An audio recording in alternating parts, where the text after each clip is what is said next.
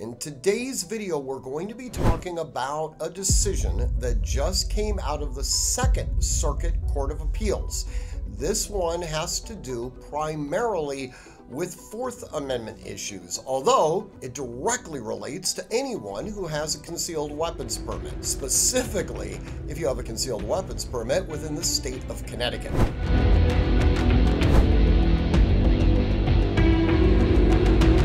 All right, so what I'm about to discuss right now has less to do with controlling legal authority for most of the country. It has more to do with what we call persuasive legal authority. It also has to deal with some interesting lawsuits and why lawsuits were filed. More specifically, it's directly related to those of us who have concealed weapons permits. The case is entitled, and I'm going to get the names completely butchered here, so I apologize for that, but it's Sokane, I believe I'm pronouncing that right, Sukene versus Aderswaski. And again, if you happen to be the plaintiff or the defendant, and I butchered your name, I do apologize. Anyways, we'll call them plaintiff and defendant for ease in this video. Anyways, plaintiff happens to have a concealed weapons permit, and he's driving a vehicle in not the best part of town within this city in Connecticut. A law enforcement officer sees him and in his vehicle parked, but with the engine running. Now, it turns out that the plaintiff was actually trying to get his GPS face recognition system on his phone to activate properly. But irregardless, he happens to be off to the side of the road with the engine running, and this cop, looking to do what is sometimes referred to as proactive policing, approaches the vehicle, knocks on the window. The driver lowers the window and the cop says license and registration. Supposedly, and we will find this out later on in the case, but supposedly the cop felt that there was probable cause that the individual was engaged in some type of illegal activity. This was based on the number of drug sales that were going on in the neighborhood and prostitution. Yeah, in any event, he feels that he has established probable cause because this individual happens to be on the side of the road. So he asks for his license and registration. Plaintiff gives the officer his driver's license along with his concealed weapons permit. And he formatively states, I have a concealed weapons permit and I do have a firearm in the vehicle with me. This causes an interesting chain of events. The cop orders the individual out of his vehicle. Now, the plaintiff is actually fairly compliant, but apparently not as compliant as the cop would want. Cop opens the door for the plaintiff and starts pulling him from the vehicle, even though the plaintiff is still seatbelted in. Plaintiff is able to get his seatbelt off before being thrown onto the ground, handcuffed by the cop, and then placed in the cop vehicle with his face down. And apparently it lasts for about 30 minutes. During this time, several other law enforcement officers show up. Eventually, the cop will contact the issuing agency, verify that it is in fact a valid CCW, realize that there is really nothing that they can arrest this poor plaintiff for, and so they ultimately let him go. Well, plaintiff is, as you can imagine, not particularly happy about this sort of chain of events, and he files what is referred to as a 1983 action. This is a lawsuit claiming a deprivation of civil rights. The police immediately move for what's called a motion for summary judgment. Their argument is that, hey, they're cops, and as a result, they have qualified immunity. You can't sue us, okay?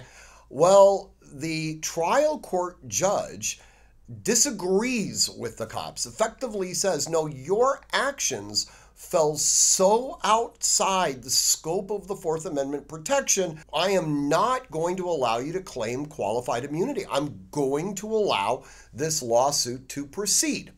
Now, what's interesting is that the trial court judge, actually kind of gives a partial victory here. He says the car stop, the initial car stop, I am going to claim that did fall within the scope of the Fourth Amendment.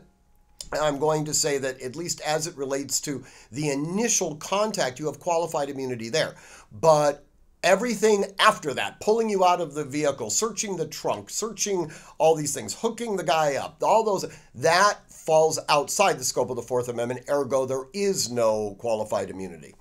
Well, as you can imagine, the police aren't particularly happy about this, so they appeal the decision to the notorious Second Circuit Court of Appeals, which has never been a particularly strong advocate for CCW holders. Okay. Second Circuit comes back and says, yeah, trial judge got it right. Okay, the fact of the matter is, yeah, you know what? The cop was absolutely allowed to go up to the vehicle and initiate a contact. However, once the CCW permit, and this is what's so critical for us, once the CCW permit had been provided to the cop, it should be construed as being facially valid. Now, the cop can take the extra step of calling in and checking the validity of the permit, but the card itself should not be a rebuttable presumption that it is not legal. And that's what essentially the cops are trying to argue here, that the simple card means absolutely nothing. Anybody could make this card. I am going to presume that this card is not valid until I'm able to check the veracity of the card. As far as I'm concerned, you are breaking the law by carrying a firearm without having a permit.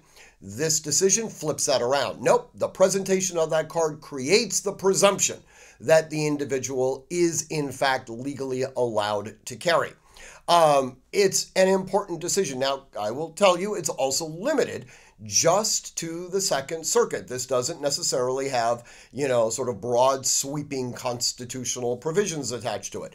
But it is an indicator that the circuits are now looking at CCWs as in fact being presumptively valid, and actions that take place subsequent to the to the showing of the card could be construed as a violation of civil rights, a violation of your Fourth Amendment rights. Now, normally, when evidence is obtained through some sort of illegal conduct on the part of the cop, meaning there wasn't probable cause, they needed to have a search warrant, they didn't have a search warrant.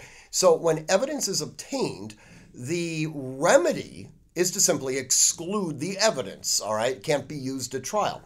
But what happens when you're like this particular plaintiff, where your civil rights are absolutely violated, okay, as a result of, frankly, egregious conduct on the part of the law enforcement officer, yet you are, in fact, factually innocent. So there is no illegal items that could then be used to have, or going to be used as sort of like the carrot, where you're going to keep that out of trial. Well, the remedy is to file a civil action, sometimes referred to as a 1983 action. Okay, guys, I'm going to pause this video for just a moment. USCCA, which is sponsoring this video, is doing a giveaway right now. It's very cool, and it's something you're going to want to participate in. Now, it is going to end soon, so you're going to want to look in the description below the video to learn all about it and get on that. All right, now let's get back to the video. Now, there are a lot of 1983 actions that are oftentimes filed, and many of them typically do not, especially, in the normal course of sort of, judicial history, they're usually dismissed because there's usually some form of immunity that's asserted on the part of the defendant, the government. The government, as you can imagine, doesn't like to be sued, okay? However, there are times where, like in this particular case, it is allowed to continue to move through to trial, which is exactly what's going to happen here. And as a result of this, and I suspect that the plaintiff is in fact going to prevail, it will necessitate a change in department policy. It will also yield damages to the plaintiff. He will be compensated. Along with that, there's also the imposition of attorney's fees. So the attorneys will also be compensated. And while that may not necessarily be particularly, nice to some of you, this is actually a good thing, because the more attorneys that realize that they can actually make money representing clients on lawsuits against the government, it will incentivize that. And one of the only ways that the government is actually restrained from engaging in illegal conduct is when they're punished, and primarily when the individuals, not just the departments, but the actual individuals within the departments are punished. In any event, it's a good case, and it will be interesting to see what ultimately happens when it makes its way through to a final conclusion. In any event, if you would like to contact me, by all means do so. My email address is steven@artemishq.com. And as always, train constantly, train consistently, train repetitively, and train with purpose. Above all else, stay safe.